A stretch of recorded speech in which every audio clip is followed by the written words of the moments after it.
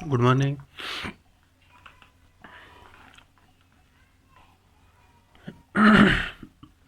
देखिए, आज हम बात करने वाले हैं general instructions related with pulse. ठीक है ना। पल्स से संबंधित हमें क्या क्या सावधानियां, पहले सामान्य जानकारी होनी चाहिए, या फिर हमें सामान्य कौन कौन से निर्देश या इंस्ट्रक्शंस हमें जानने चाहिए। ठीक है ना। तो पल्स से संबंधित क्या क्या बातें हम पढ़ने जा रहे हैं। देखिए, सबसे पहले देखिए कि pulse should not be taken immediately after exercise. ठीक है ना। तो इसका मतलब ये है कि जब भी कोई आदमी एक्सरसाइज करके आया है या फिर उसने की है, तो उसके तुरंत बाद आपको कभी भी पल्स नहीं लेनी है। दूसरी बात, हमने देखा कि इमोशनल स्ट्रेस, यानी कोई भी आदमी ऐसा तनाव में हो, ठीक है ना, मानसिक तनाव में हो, या फिर कोई भी इसकी कोई प्रॉब्लम हो, ठीक है ना, मानसिक समस्या, या फिर कोई उसके साथ में कोई ऐसी घटना हुई हो जिससे वो मतलब टेंशन सफ़र कर रहा हो, ठीक है ना, तो उस आदमी की आपको पल्स नहीं लेनी है। ठीक है। और या फिर एक काम आप ये भी नहीं कर सकते कि आपने अगर किसी भी पेशेंट को पेनफुल ट्रीटमेंट दिया है, तो उसके पेनफुल ट्रीटमेंट लेने के दौरान, देने के दौरान, और पेनफुल ट्रीटमेंट देने के बाद में आपको तुरंत पल्स नहीं लेनी है। ठीक है। आगे बात करेंगे हम किसके बारे में कि keep the clients in A comfortable position with hand well supported. ठीक है ना। जब भी आप क्लाइंट की पल्स लेने जा रहे हो, तो उसको ऐसी पोजीशन देनी है, उसको आराम रहे। ऐसा नहीं उसका हाथ आपने बेड से नीचे लटका रखा है और आप उसकी पल्स ले रहे हैं, ऐसा नहीं करना। तो उसके हाथ को पहले वेल सपोर्ट करना, ऐसी पोजीशन दें जो वेल सपोर्ट करे। और प्रीफेरेबली जो है यहाँ पर, मतलब हम जो प्रीफर कर सकते हैं कि रेस्टिंग ऑन चेस्ट, उसके हाथ को खा रखे आप चेस्ट के ऊपर रख दे। ठीक है ना। और फिर उसके बाद उसकी जो रेडियल पल्स है उसको मेजर करें। If respiration are also to be checked, यदि हमें रेस्पिरेशन भी चेक करना है, रेस्पिरेशन भी साथ में चेक करना है, तो आप उसके हाथ को उठाकर उसकी चेस्ट पर रख दीजिए। अब उससे क्या होगा, रेस्पिरेशन हम कैसे चेक करेंगे, आगे बात करने वाले हैं कि एक काम करने के बाद में हमें दो फायदे कैसे होंगे। ठीक है। आगे देखिए कि if the client is very nervous, है ना, या कोई भी जैसे कोई भी क्लाइंट ऐसा हो जो घबरा रहा हो, है ना, उसको किसी भी वजह से, मान लीजिए डॉक्टर की वजह से एंजाइटी हो रही हो, नर्वस हो रहा हो ना, या फिर किसी ट्रीटमेंट के लगने की वजह से डर लग रहा हो, ये क्या होगा मेरे साथ, कब कभी छूट रही है उसको, है ना, तो उस मरीज़ को आप क्या करना है कि थोड़ा वेट करना है। ठीक है ना। जब तक कि आदमी शांत ना हो जाए, ठीक है ना, काम एंड क्वाइट जब तक ना हो जाए, तो आप आपको क्या है, थोड़ा वेट करना है उस मरीज़ के लिए कि भैया इसका जो नर्वसनेस जो आ रही है इसके अंदर, कब कभी सी आ रही है, घबराहट आ रही है ना, किसी भी कारण की वजह से, तो वो पहले बंद हो जाए ना, वो आदमी रिलैक्स फील करे। उसके बाद में आपको क्या लेनी है, उसकी पल्स लेनी। आगे बात करें कि do not apply too much force और प्रेशर ओवर द आर्टरीज, यानी जब भी आप कभी पल्स रेड मेजर करने जा रहे हो रेडियल आर्टरी से, तो आपको अपनी जो थ्री फिंगर्स हैं, उन थ्री फिंगर से आपको उसके ऊपर ज़्यादा वेट नहीं लगाना है। ठीक है ना। ज़्यादा फोर्स नहीं करना है। अगर आप ऐसा करोगे तो आपको पल्स फील ही नहीं होगी, क्योंकि वो पल्स फील होने की बजाय दब जाएगी ना, उसके अंदर पल्सेशन नहीं होगा। इसलिए आप क्या करोगे, स्लाइटली आपकी उंगली उस आर्टरीज के ऊपर हल्की सी लगोगी। ठीक है ना। ज़्यादा फोर्स नहीं करना है, वरना फील नहीं होगी। और आगे बात करते हैं कि don't use thumb for counting pulse, because thumb is a pulse in A thumb which could mistake for clients pulse, यानी जब भी आप कभी पल्स मेजर करने जा रहे हो या पल्स काउंट करने जा रहे हो, तो आपको अंगूठे से पल्स नहीं लेनी है। क्यों? कि खुद अंगूठे के अंदर पल्स है। देखिए, ये जो होता है ना, यहाँ से जो ब्रांच निकलेगी, ये यहाँ से जो ब्रांच निकलेगी, ये ब्रांच, ठीक है। तो इस ब्रांच के अंदर क्या होगा कि ये तो जा रही है इसके आगे ब्रांच, ठीक है ना, इससे रेडियल से, ठीक है ना। अब एक ब्रांच यहाँ से डायरेक्ट निकलती है अंगूठे के लिए। कहाँ से निकलती है? यहाँ से डायरेक्ट थंब के लिए निकलती है। और बाकी जो ब्रांच है वो इनडायरेक्ट जाती है, अपनी उंगलियों के अंदर इनडायरेक्ट जाती है। पहले सर्किल बनाती है, फिर सर्किल से सर्कुलेट होती है। जबकि यहाँ से जो पंप है, या एक तो यहाँ इनडायरेक्ट जा रहा है, पहले यहाँ इसमें फैलेगा, फिर इसमें से उंगलियों में फैलेगा, जबकि यहाँ से डायरेक्ट अंगूठे में जा रहा है। तो इसकी जो ब्लड की जो सप्लाई है, इस थंब के अंदर डायरेक्ट ये भी पल्स फील करवा रहा है। ये ब्लड की जो लास्ट जो स्टेज है ना, ये जो ब्लड जा रहा है इस थंब के अंदर, ये थंब भी क्या करता है, खुद की पल्स जनरेट करता है। पल्स मतलब एक रिदम जनरेट करता है कि ब्लड का आर्टरीज के अंदर जाना आना, जाना आना, तो वो भी पल्स एक फील हुई। तो आपको कभी भी अंगूठे को या थंब को यूज़ नहीं करना है, क्योंकि आप थंब की पल्स को समझ के, थंब की पल्स को समझ के आप रेडियल आर्टरी की पल्स को समझ बैठेंगे। इसलिए आप कभी भी थंब यूज़ नहीं करना है। ठीक है। तो करना क्या है कि the nurse use finger tips of first and second and third, ठीक है ना। पहली, दूसरी, तीसरी अंगुलियां हम जो टिप्स हैं, फिंगर टिप्स जो हैं, ऊपर के जो किनोर है फिंगर्स के, वो पल्स काउंट करने के लिए आप यूज ले सकते हो। ठीक है ना। जैसे ये ले लिया ना, ये फर्स्ट वाली जो ये तीनों फिंगर यूज़ कर लो, दो कर लो ना, एक कर लो, आपकी मर्जी। ठीक है। फर्स्ट स्टार्ट करनी है, ठीक है। अगली बात करते हैं किसकी, कि चूज़ अप्रोप्रिएट साइट, यानी हमें अच्छी जगह चुननी है।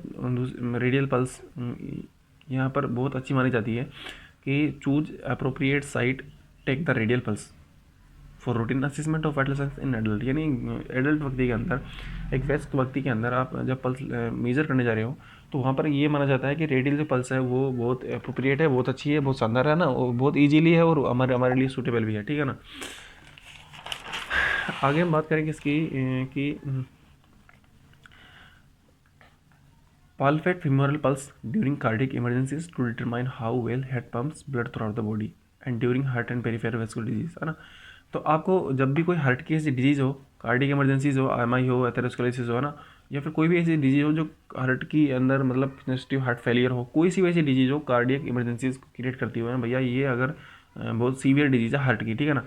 या फिर आप ये कह सकते हो कि मतलब उस डिजीज़ की वजह से आपकी बॉडी के अंदर ब्लड पंप नहीं हो रहा है, ठीक है ना।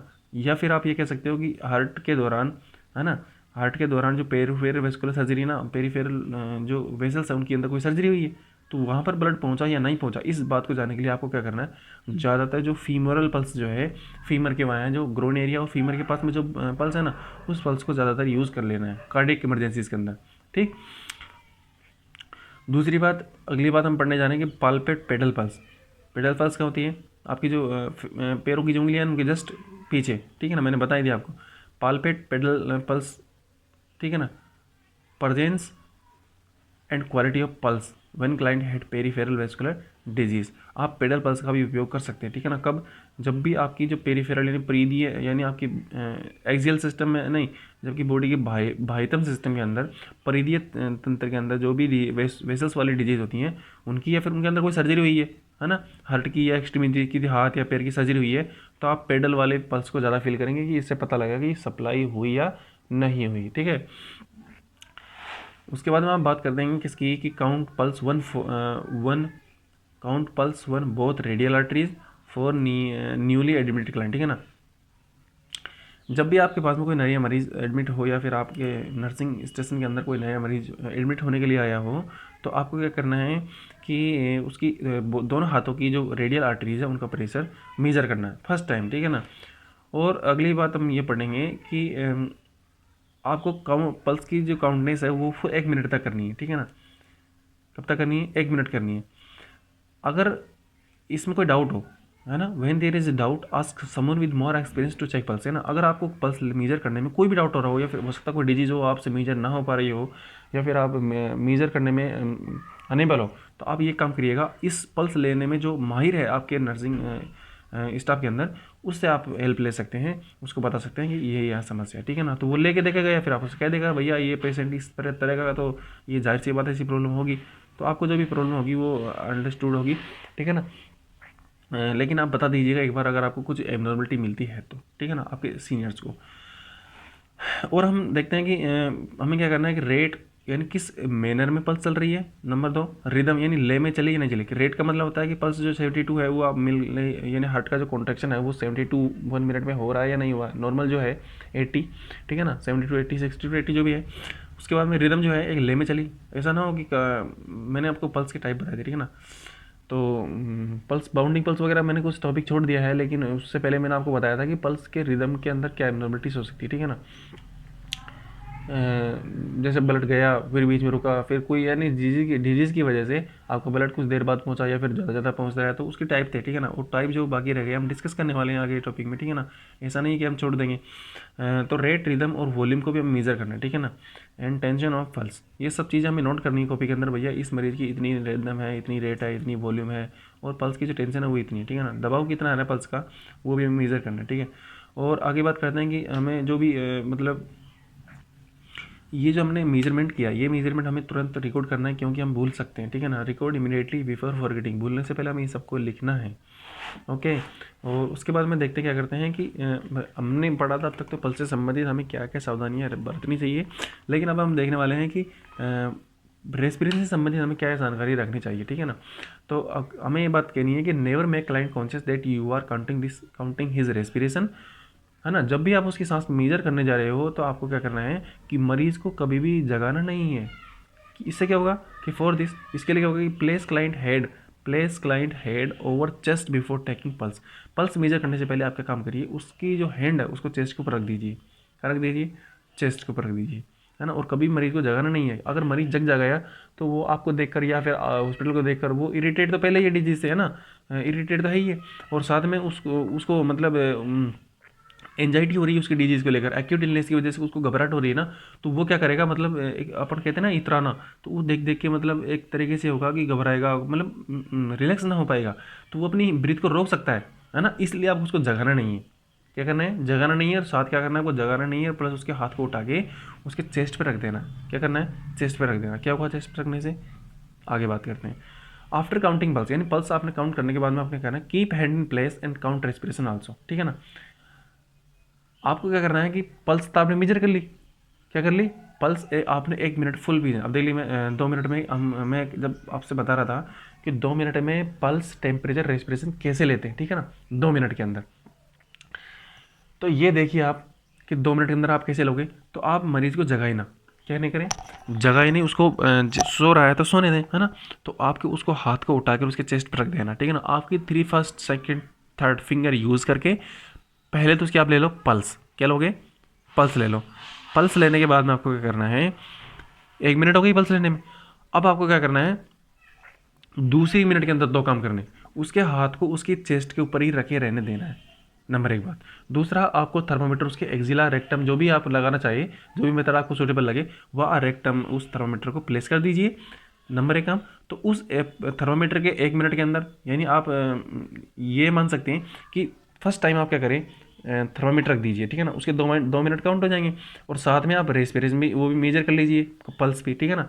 तो 1 मिनट तो टेम्परेचर का काउंट हो गया पल्स के साथ में, और पल्स में हमारी काउंट क्लियर हो गई। अब हमें 1 मिनट बचना है। अब 1 मिनट वो बचा है, वो अभी उसमें टेम्परेचर में पूरा हो जाएगा, और 1 मिनट के लिए आप क्या करें, उस हाथ को चेस्ट के ऊपर रखा रहने दें, हाथ को चेस्ट के ऊपर रखा रहने दें। उससे क्या होगा कि count race inspiratory volume, inspiration plus expiration बराबर रेस्पिरेशन। तो आपको ओनली इंस्पिरेशन ही काउंट करनी है, क्या करनी है, इंस्पिरेशन ही काउंट करनी, कितनी बार सांस लिया। अगर इंस्पिरेशन करेगा वो आदमी तो उसका हाथ ऊपर नहीं उठेगा, यानी उसका हाथ छाती पे रखा है चेस्ट पे, तो वो सांस लेगा तो थोरेसिक कैविटी है क्या करेगी ये, मतलब ये होगी आउटवर्ड, ठीक है ना, यार एक्सपांसन होगी, फूलेगी। तो उसका अगर उसकी चेस्ट कैविटी फूलेगी तो उसका हाथ भी फूलेगा बाहर, यानी हाथ ऊपर उठेगा। तो कितनी हुई, 1, फिर दोबारा उसने रिलैक्स किया, फिर दोबारा उठाई, 2, ऐसे काउंट करना है आपको।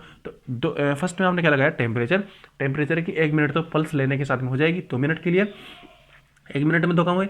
और 1 मिनट जो टेम्परेचर में अभी घटा हुआ है, यानी 2 मिनट का जो नॉर्मल टेम्परेचर में टाइम होता है ना, तो 1 मिनट वो जो घटा है उसमें आप क्या करोगे, उस चेस्ट एक्सपांसन की वजह से आप रेस्पिरेशन को मेजर कर सकते हो। तो आप 2 मिनट में ये तीनों काम कर सकते हो, ठीक है ना। और मेरे ख्याल से आपको समझ में आ ही गया होगा पहली बात तो, और अगर नहीं भी आया होगा ना तो एक काम करिएगा, कमेंट में लिख दीजिएगा, ठीक है ना।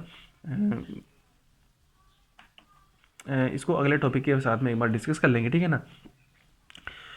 अगली बात हम पढ़ने जा रहे हैं कि नोट कैरेक्टरिस्टिक्स ऑफ रेस्पिरेशन, ठीक है ना। रेस्पिरेशन किस प्रकार का, हाइपरएपनिया है, हाइपरकेपनिया है, टेकिपनिया है, डिस्निया है, या किसी प्रकार का जो रेस्पिरेशन है, यानी सांस लेने समस्या है, ज़्यादा है, कम है, रेट, रिदम, सॉरी जो भी कैरेक्टरिस्टिक्स होते हैं रेस्पिरेशन के, मैं पढ़ा चुका हूँ पहले कि नॉर्मल क्या होता है, एबनॉर्मल क्या होता है, वो आपको नोट करना है कि किस प्रकार का कैरेक्टर इस मरीज के अंदर during the respiration we will be take out here over, okay, ठीक।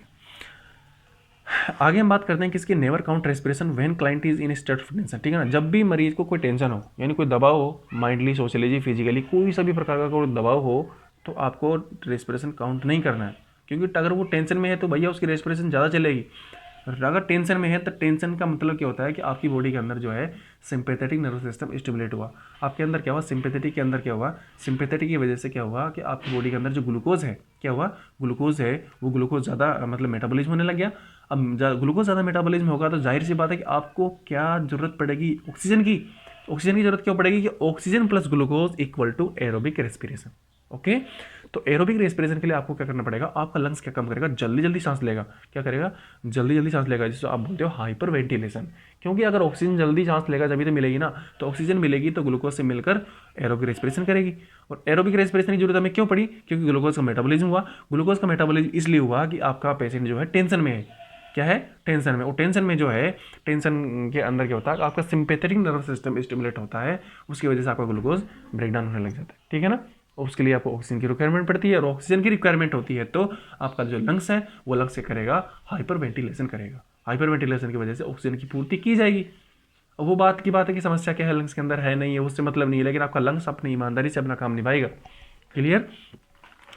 आई होप यहाँ तक आपको समझ में आया होगा। ठीक है, नहीं आया तो don't worry, I will always with you. Okay, आप पूछिएगा, डोंट टेक टेंशन एनीबडी। अब बात करने हैं किसकी, हम नर्सिंग रेस्पॉन्सिबिलिटीज़ के बारे में। ठीक है ना, तो आप ये देखिए कि टेम्परेचर, पल्स और रेस्पिरेशन लेते समय हमें मतलब क्या क्या हमारी जिम्मेदारियाँ क्या होती हैं। ठीक है, अब तक तो हमने पढ़ा था सामान्य निर्देश। ठीक है ना, क्या क्या ध्यान रखना चाहिए। अब हम पढ़ने जा रहे हैं क्या जिम्मेदारियाँ हैं। जिम्मेदारी जो बड़ी चीज़ होती है, ठीक है ना, निर्देश छोटी चीज़ होती है। तो इसमें हम बात करने वाले हैं किसके बारे में कि सबसे पहले आपको क्या करना है, आर्टिकल्स तैयार करने हैं, क्योंकि आप लेने जा रहे हैं टेम्परेचर, पल्स और रेस्पिरेशन तीनों एक बार में लेने जा रहे हैं। तो आपको क्या करना है कि आर्टिकल्स तैयार करना है, आर्टिकल का प्रिपरेशन करना है और क्यों करना है ये हम पढ़ेंगे। तो सबसे पहले आपको क्या लेना है, क्लीन ट्रे लेनी है ना, उसके अंदर 3 से 4 थर्मोमीटर तो होने चाहिए भैया, है ना।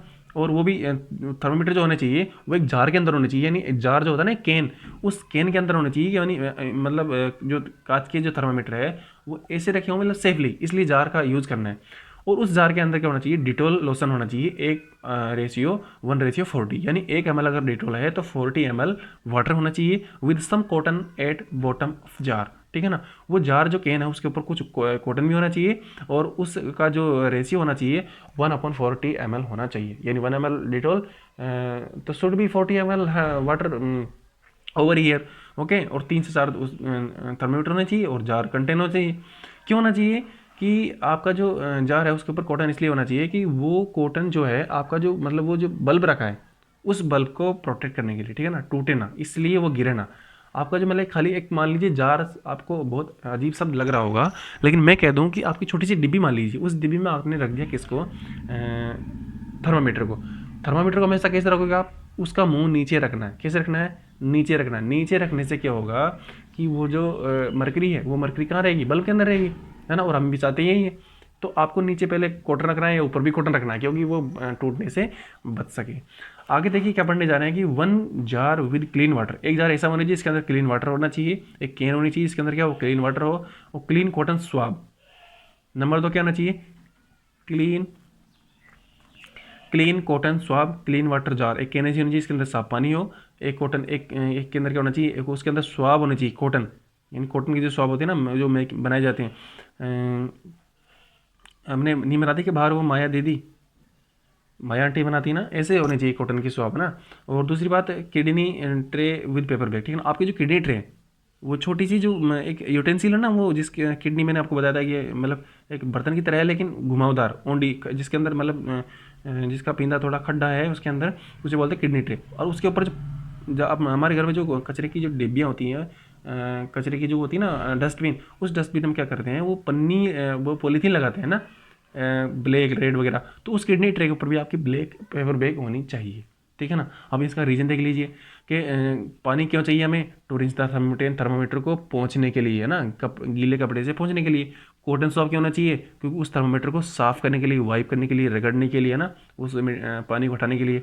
और किडनी ट्रे क्यों होनी चाहिए, आपकी जो आपने जो स्वाब से जो साफ़ किया है उसको थर्मामीटर को, उस स्वाब को उस किडनी ट्रे के अंदर डालने के लिए।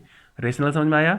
आगे देखिए, pen chart watch with second are, यानी उल्टे हाथ के अंदर आपकी क्या होनी चाहिए, घड़ी होनी चाहिए, आपके पास चार्ट होना चाहिए, एक पेन भी होना चाहिए, क्योंकि आप जो मेजरमेंट लोगे वो आपको लिखना भी है ना, कितने टाइम में कितना होना चाहिए सब लिखना है आपको, चार्ट बनाना है। नंबर 2 बात, और ये तो थी बात प्रिपरेशन ऑफ आर्टिकल्स की। अब नंबर 2 बात हम बात करने जा रहे हैं किसके बारे में, preparation of clients with unit, यानी यूनिट की कैसे तैयारी करेंगे, और दूसरी बात मरीज की कैसे तैयारी करेंगे हम just before taking a temperature, pulse and respiration. Clear. इसके अंदर हम कहते हैं कि सबसे पहले आपको क्या करना है कि प्रोसीजर को मरीज को समझाना है, क्योंकि उसका कॉन्फिडेंस, उसका कोऑपरेशन भी हमें चाहिए, है ना। वो हमें सहायता देगा कि हम ये करने जा रहे हैं, ये करने जा रहे हैं, डोंट टेक ए टेंशन, और हम आपके साथ हैं और ज़्यादा परेशानी आपको नहीं होगी। तो इस तरह की बात उसको बतानी है आपको, ठीक है ना। और इस प्रेशर के अंदर हम ये करेंगे, रेक्टम, ओरल, एक्जिला वगैरह मुंह से खाना नहीं है, ये नहीं करना, ये नहीं, सब बातें बतानी है, खाना पीना। और दूसरी बात हम क्या करेंगे, प्रोसीजर को सीक्वेंस से करेंगे, ठीक है ना, बिल्कुल सीक्वेंस, ठीक।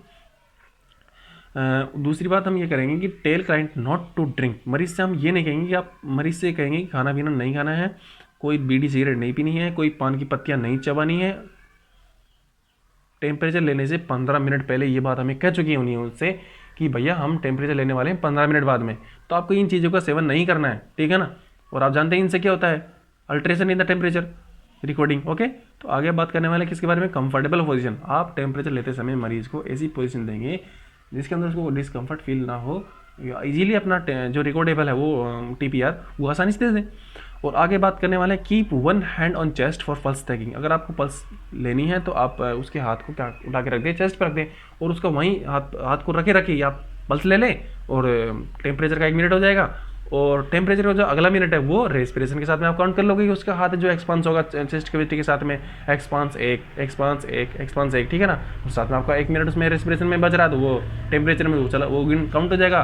और 1 मिनट में आपने पल्स और वो टेम्परेचर ले लिया तो 2 मिनट में आप तीनों काम कर सकते हो easily, you can do it. This is not a big deal भाई।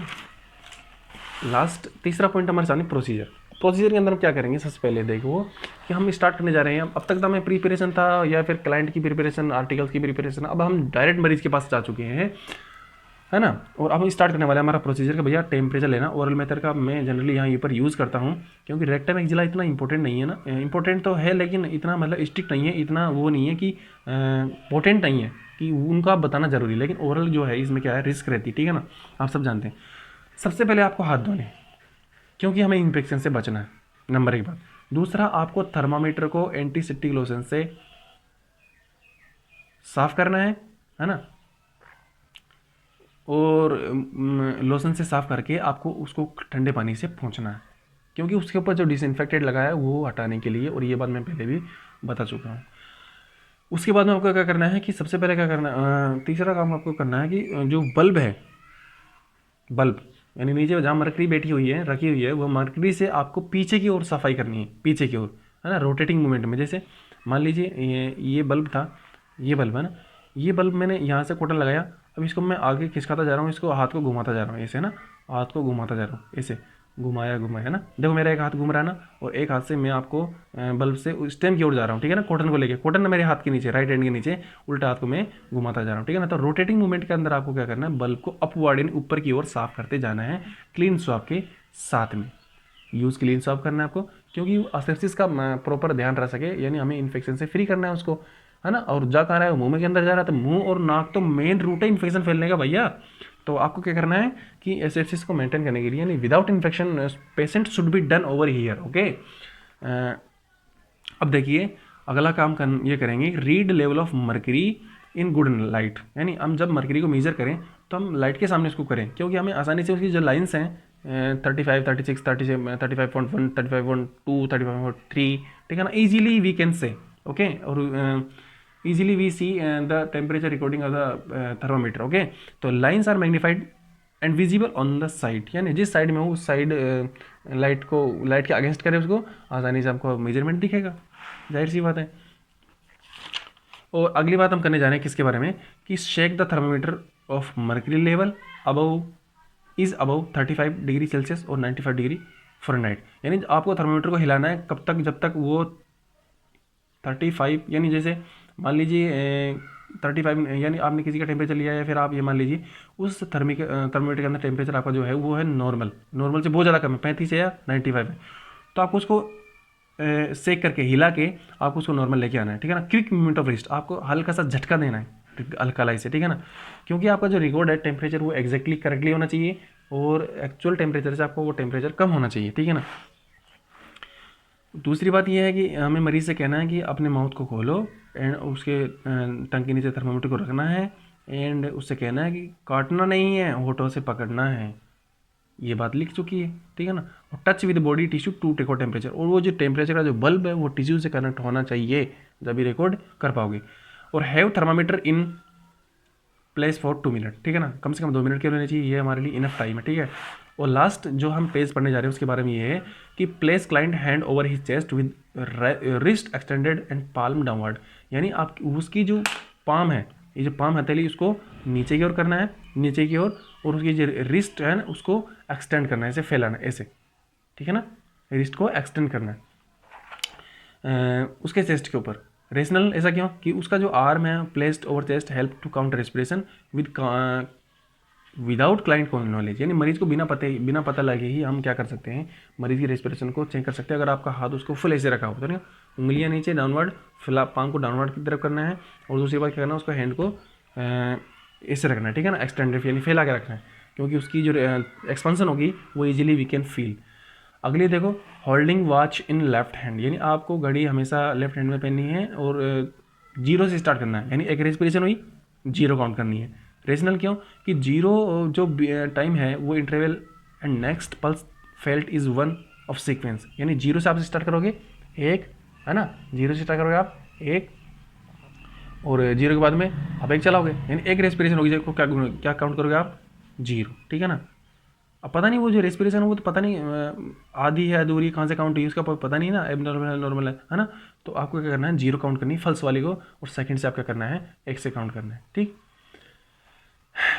अगला देखिए, हमें इस पॉइंट का पढ़ने से पहले इसको पढ़ेंगे, ठीक है ना। तो इफ पल्स रेगुलर, अगर पल्स रेगुलर चल रही हो तो count number of pulsation for half minute, यानी आधे मिनट तक आप पल्स को काउंट करें और उसको 2 से मल्टीप्लाई करें। कितने से मल्टीप्लाई करें, 2 से मल्टीप्लाई करें, या फिर मैंने आपको जो तरीका बताया था 5-6 का, कौन सा, 5-6 का, यानी 5 सेकंड में 6 बार काउंट होती है, तो नॉर्मल है। अगर रेगुलर पल्स है तो ये में फॉर्मूला फॉलो होगा यहाँ पर। और इफ़ इरेगुलर काउंट, अगर आपकी जो काउंट है वो रेगुलर है, कभी ज़्यादा कभी कम, कभी ज़्यादा कम, तो आपको करना है फुल मिनट ही आपको चेक करना है, ठीक है ना। उससे के बाद हम पीछे वाला पॉइंट पढ़ेंगे, continue palpation of pulse to assist rhythm volume, यानी आपको लगातार, अब देखो इरेगुलर है तो हम क्या करना है कि पाल्पेशन को पल्स की जो पाल्पेशन है उसको लगातार असिस्ट करना है, क्योंकि रिदम वॉल्यूम और टेंशन और इरेगुलरिटी का हमें पता लग सके, ठीक है ना। और आपने अगर इरेगुलर को हाफ कर दिया तो हाफ तक तो नॉर्मल चलेगी और हाफ बाद में एबनॉर्मल, तो आपका जाहिर सी बात आपका वो पूरा जो मीटर खराब हो जाएगा, ठीक। उसके बाद में क्या करना है कि विद राइट हैंड, यानी सीधे हाथ से स्टिल ऑन पल्स, आपको पल्स को सीधे हाथ से पिल करनी है और रेस्पिरेशन को काउंट करनी है by washing rise and fall of chest, ठीक है ना। यानी आपका जो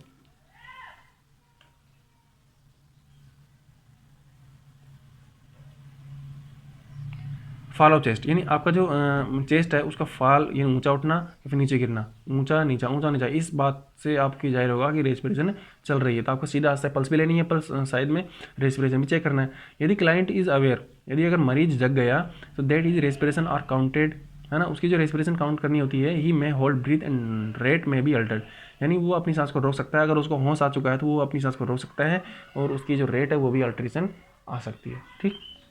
thank you for watching this video. और आखिर में मैं ये कहना चाहूँगा कि चैनल को सब्सक्राइब करें, ठीक है ना।